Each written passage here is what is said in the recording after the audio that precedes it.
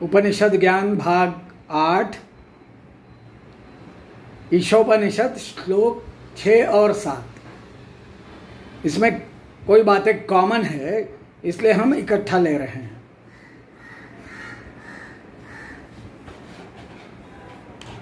कहते हैं, यस्तु सर्वाणि भूतानि आत्मन्येवानुपश्यति सर्वभूतेषु चात्मानं ततो न विजिगुप्सते। यस्मिन् सर्वाणि भूतानि आत्मैवाभूद्विजानतः तत्र को मोहकः शोकः एकत्वम् अनुपश्यतः। तो मुनिवर कहते हैं कि वीक्षण, ईक्षण, प्रेक्षण यह सब देखना है। जो गहराई से देखता है वो रिसर्च होता है।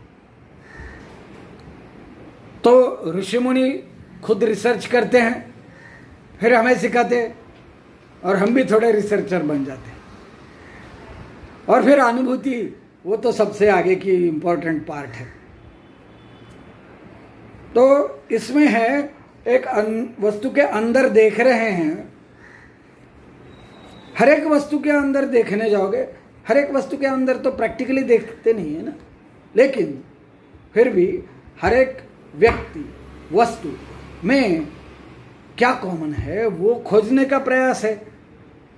4 लोग, 8 लोग, 10 लोग, 50 लोग, आजू बाजू का माहौल, इसका गहराई से अन्वेषण करेंगे तो पता चलता है कि हर भूत में वो आत्मा है। और वो जो पहले श्लोक चलते हैं उसके लाइन में भी है, उस आत्मा है।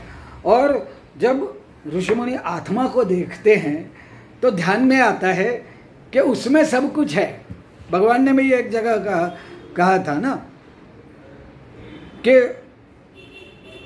मैं तुम में हूँ और तुम मेरे में हो। इतना विशाल काय समंदर की तो आकाश की तो उपमा इसके लिए अच्छी है ही है कि यह सब जो है उसके अंदर आता है, लेकिन उसके अंदर भी घुस जाता है। लास्ट श्लोक में बोला था, वैसे लास्ट श्लोक में बोला था ना।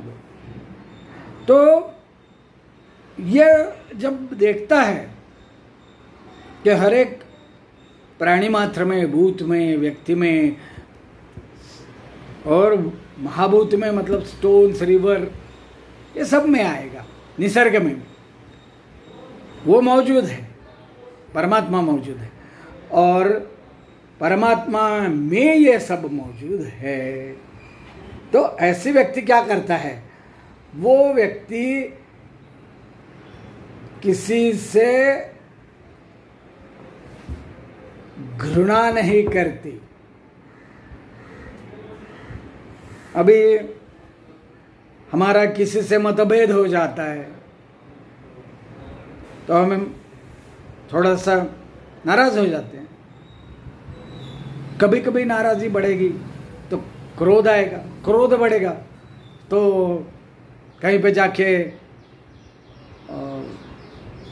घृणा भी होती है। लेकिन यदि सब में वो है, यह बात हमारे समझ में आएगी तो घृणा नहीं रहेगी। उस व्यक्ति के गलत व्यवहार को ठीक करने की कोशिश की जा सकती है, उसके विचार को ठीक करने की कोशिश हो सकती है। वो अलग अलग तरीके से भी हो सकती है। पीस फोर्स, पहला पीस फोर्स, अभी कैसे यूनाइटेड नेशंस पीस फोर्स होता है, मिलिट्री भेजते हैं। पहला किसका है? पहला तो भगवान कृष्ण का है, अर्जुन का है। कि जो चल रहा है वो स्टॉप नहीं हो रहा है। ये हमारा वैशिष्ट्य है कि अपने बुद्धि को बैलेंस रखते हुए वो करते हैं। जब भी राम ने रावण को मार दिया तो तब तक वो सब ठीक चल रहा था कि भाई रावण गलती कर रहा है और उसकी सज़ा किसी प्रकार से नहीं दी जा सकती है, तो आखिर उसको मारना पड़ा। कृष्ण ने भी अर्जुन को मारने को बोला। तो ये है हमारा बैलेंस। लेकिन बैलेंस आगे भी है कि कृष्ण नीति में, राम नीति में पहले व्यक्ति को भेजा था युद्ध टालने के लिए, और युद्ध होने के बाद रावण को बाकायदा उसको अग्नि दी खुद राम जी ने विभीषण के हाथों। उस बराबर उसका अंत्य संस्कार करा गया। तो यदि घृणा होती तो आप गेम ऑफ थ्रोन्स में देखिए, घृणा होती तो कैसे करते, मार दिया उसको, फिर भी घृणा नहीं है, इसलिए अंत्य संस्कार किया। तो गेम ऑफ थ्रोन्स में देखते हैं जिनके मन में प्रतिद्वंद्वी के लिए घृणा होती है वो क्या क्या करते हैं। हमारा कई दोस्तों से वाद संवाद हो गया, किसी ने गाली दे दी, हमको थोड़ा सा घृणा तो आ गई, थोड़ा नाराज़गी हो गई, फिर भी हमने कभी गाली नहीं, और फिर छोड़ दिया।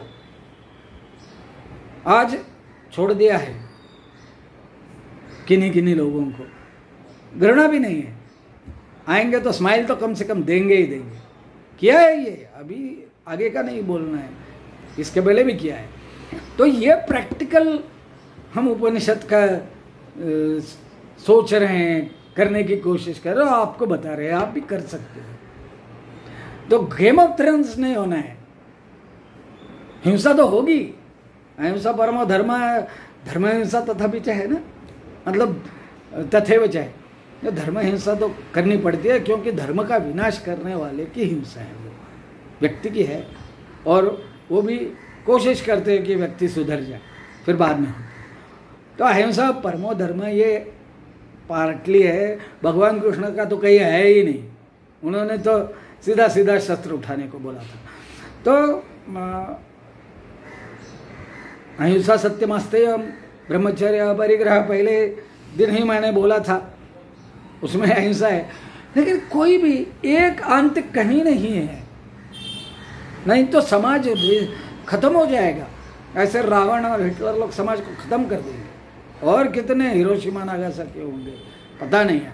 इसलिए यूनाइटेड नेशंस हुआ। आज उसका पॉलिटिक्स क्या है ये आज का विषय है।